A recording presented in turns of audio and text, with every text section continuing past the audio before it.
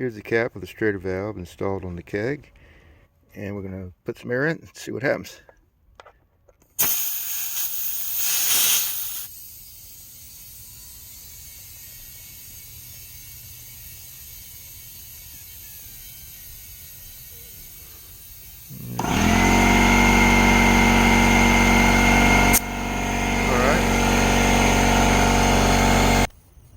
Okay, now previously I installed about 4 gallons of water in the tank just to test it out.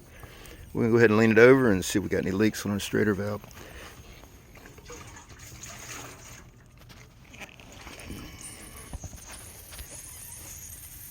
Schrader valve looks good. We got a leak right here. Okay. Let's see how much pressure we got in here.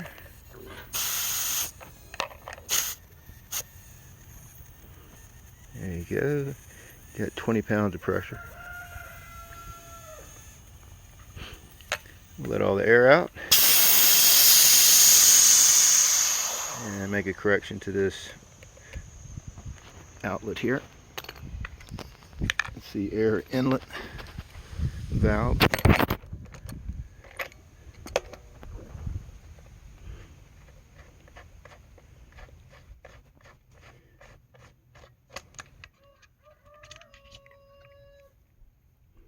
Okay.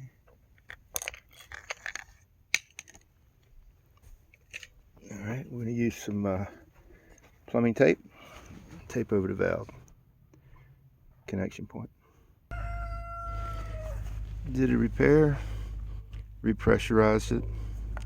I'm going to go ahead and lean it over and see if we got any other leaks.